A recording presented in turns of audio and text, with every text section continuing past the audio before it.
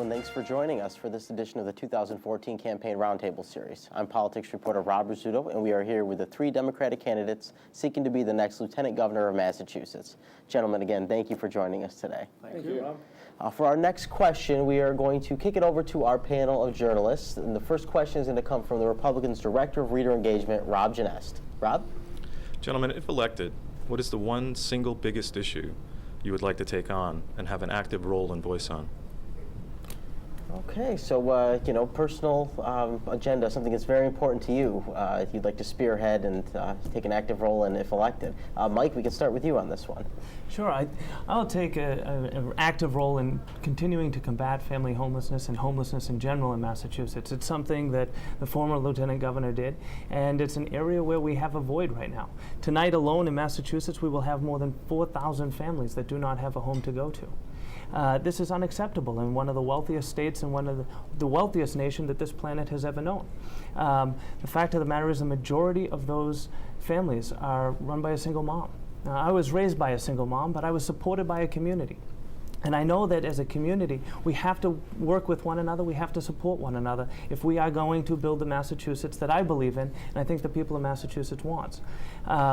We have an opportunity to look at innovative funding to how we address homelessness in Massachusetts, leveraging social impact bonds, for instance, to prevent families from ever becoming homeless in the first place, saving the Commonwealth money. But this starts with a number of things, and one of them, of course, is education, because we use third grade reading achievement in Massachusetts to project the likely success of that child. We also use third grade reading, by the way, to project the number of prison beds we need in Massachusetts.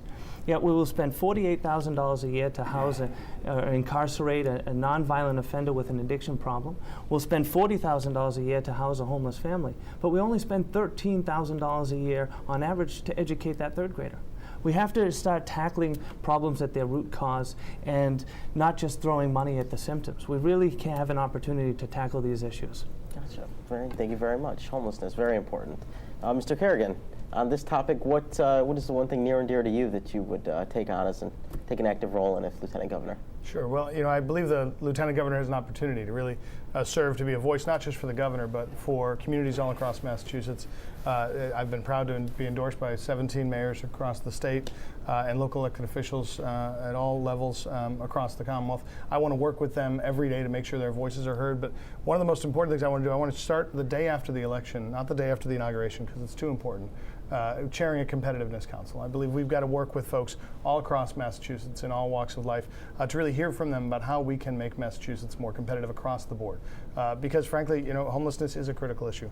Job growth is a critical issue. Making sure that we're actually providing our cities and towns with the resources that they need to do what we ask them to do is critical. As a former selectman and a finance committee member in my hometown, I know what the squeeze of unfunded mandates coming from the federal government and the state government can do to cities and towns. So I want to make sure we review all of our funding mechanisms, not just Chapter 70 and Chapter 90, but all across the board to make sure that there's equity across Massachusetts. And it isn't just about how we can get money in and out of Boston, but really about how we can grow communities and grow economies across Massachusetts.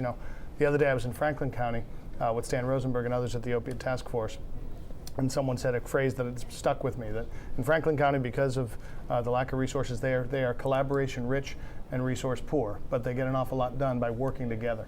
That's what I want to do in this competitiveness council, and I want to work to make sure that we can come up with tangible things to work with the legislature and cities and towns and our leadership across the state to make sure we can make a more competitive Commonwealth. Gotcha. Thank you very much, Thank Steve. you. Leland. Yeah. So if voters elect me as their nominee for the Democratic ticket for Lieutenant Governor, my first priority is winning in November, because if we don't win in November, we cannot do anything that we're talking, and no one can do anything we're talking about today. So my first priority will be going after Baker and Polito and the Republican Party and explaining to the independents out there why Democrats have a better path forward, a path to prosperity and equity for everyone in the Commonwealth. If I'm elected then to Lieutenant Governor, my priority, frankly, is talking investments in education and infrastructure, and that's what drives job creation. I don't think we need to study the issue. I don't think we need a council. I think we know what the answer is. And the answer is investing in infrastructure that connects us and in the education of every single child, so that from pre-K to community college, to making college affordable, to workforce training programs, that's what we need to invest in, because that's what attracts companies to want to create jobs and then want to invest in the workforce here. It's funny, on the drive over, we passed through Weston, one of the highest per capita incomes in the Commonwealth, and now we're in Springfield, the second lowest of any town. Lawrence is right below us, right below Springfield. There's huge amounts of inequity in the Commonwealth. The only way that we're going to address that is by starting to think of ourselves as one Commonwealth. And I tell people, if your neighbor paints and improves their home value goes up. It's the exact same thing with the Commonwealth. If we're willing to invest in each other, in education, in the transportation, and the infrastructure that connects us all, that's what's going to attract companies that give people pathways to careers. That's what's going to create real prosperity for not just tomorrow, but for a generation from now. And that's what I want to focus on. Gotcha. Gentlemen, thank you very much. Very important topics for sure. And for the next question, we are going to kick it back over to the panel. And we have Ron Chamelis up next. Ron? Thank you. One of the roles of the Lieutenant Governor is presiding over the Governor's Council, which does advise the Governor on potential judicial nominees. How important, how relevant do you people feel this council is in 2014? And are there any changes you would consider or recommend to the process as it's being practiced now? So yes, this is a very important part of the job of Lieutenant Governor. There's been debate whether the Governor's Council is still a relevant function of government, but we'd like to know where you stand on this and what role you would take, if elected in relation to the Governor's Council. And for this one, Steve, we can start with you. Sure. Well, thank you. And I appreciate the question. It's an important function of government, frankly, who we choose as our jurists. We saw 11 years ago with the Supreme Judicial Court's ruling on the marriage equality case. It was those justices who interpreted John Adams' Constitution to determine that we had marriage equality, and that my partner and I have the same rights that anybody else does in Massachusetts. So it's a critical function and one I'll take very, very seriously.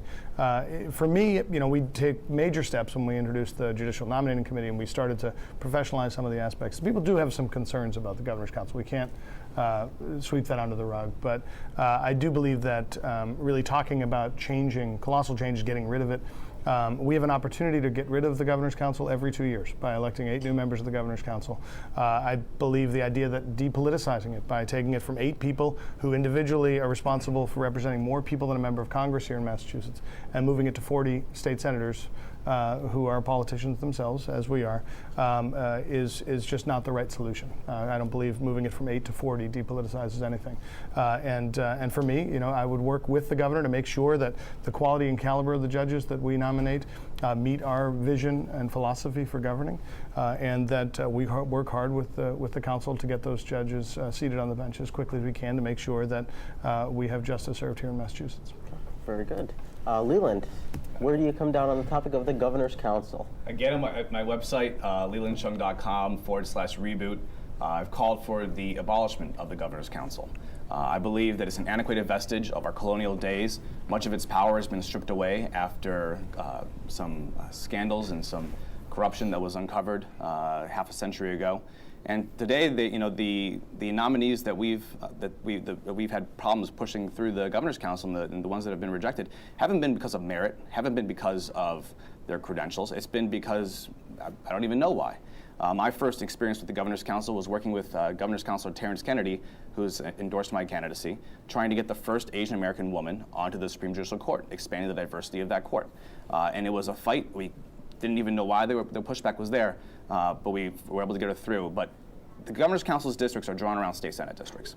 And I think you can have a combination of state Senate districts or representative, or whatever kind of committee you want from the legislature. You still want some checks and balances. But the reality is people can't name their Governor's Council. They don't know what they do. But they know who their state senator is. They know who their representative is. I think there's a better way forward. We're one of only a couple of states that still has a Governor's Council even. There's other states have managed to do it by having a legislature be the check and balance. I think that's the way to go forward. Gotcha. Thank you very much. Mike, topic of Governor's Council. What say you? How important is it in 2014? Well, I'm going to have to agree with my friend Steve Kerrigan here on this because I do think that the Governor's Council provides an important role in Massachusetts. And I don't see how moving it to the Senate would make it any less political. In fact, I would agree that it makes it far more political. In fact, it now combines it with the passage of legislation, and we can see what happens down in Congress when you mix these two things. So I don't think that's the right model. I also want to address the fact that this is one of the few defined roles of the lieutenant governor. So probably the most important thing I would say in terms of changing it is for us to look at a way to replace a lieutenant governor when the office is vacated. I do believe that the lieutenant governor's office is critical to the full functioning of government in Massachusetts. When I worked at the White House under President Clinton, I saw that what happens when government operates at full capacity. Massachusetts is not operating at full capacity, which means we're not delivering on the opportunities to the people that we should. We're not delivering on the opportunity to partner with cities and towns to resolve the real challenges people are facing in their day-to-day lives. We're not partnering with, or we're missing opportunities to partner with nonprofit organizations who are also helping our citizens. And frankly, we're not partnering and building opportunities to compete in the global economy. We have an opportunity in Massachusetts to bring jobs here by attracting international business and foreign direct investment. Thank you very much. Gentlemen, variety of opinions on this very important topic. We appreciate it. We're going to take a short break, and we'll be back in a few moments.